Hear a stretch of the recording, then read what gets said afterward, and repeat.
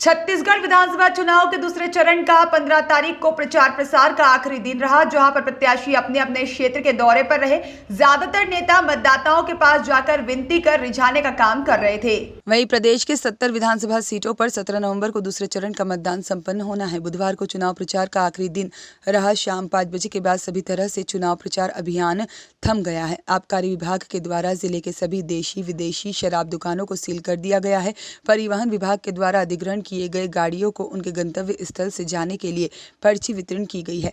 रात्रि में नेताओं के द्वारा मतदाताओं को रिझाने का काम शुरू हो गया है। विधानसभा चुनाव में सबसे रोचक मुकाबला संजारी बालोद में देखने को मिल रहा है, जहां पर कांग्रेस पार्टी की उम्मीदवार संगीता सिन्हा मैदान में खड़ी है, तो वहीं दूसरी ओर भाजपा के राकेश यादव पथरीली जमीन पर कमल खिलाने का मन बना चुके हैं। बात की जाए तीसरे उम्मीदवार मीना सतेंद्र साहू की, जो कि राजनीति में वैसे तो कांग्रेस पार्टी की बदौलत राजनीति जीवन में कदम रखी है, लेकिन कांग्रेस पार्टी ने उन्हें टिकट न देकर अपने पैर में कुल्हाड़ी मार दी है। पार्टी से बगावत कर निर्दलीय चुनाव मैदान में उतरी है। इस फैसले ने संजारी बालोद विधानसभा क्षेत्र की राजनीति धरा में हड़कंप मचा दिया है। राजनीति के विषय में जानकारी रखने वाले लोगों का मानना है कि चुनाव और जंग एक समान होती है और इसमें जीत हासिल करने के लिए प्रत्याशियों को एड़ी चोटी का और बहुत जोर लगाना पड़ता है।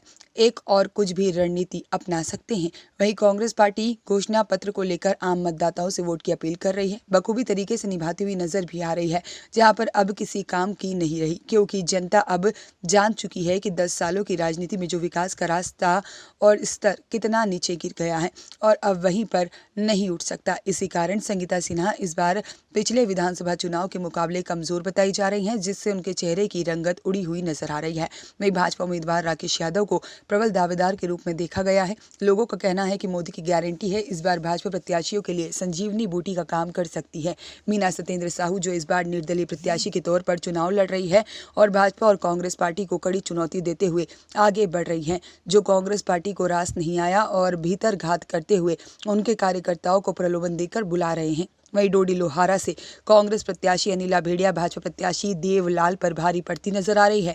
गुडरदही से भाजपा प्रत्याशी वीरेंद्र साहू कांग्रेस के प्रत्याशी कुंवर सिंह निषाद पर भारी पड़ते हुए नजर आ रहे हैं, लेकिन चुनाव में जीत किसकी होगी यह अभी नहीं कहा जा सकता। बोधन भट्ट की रिपोर्ट।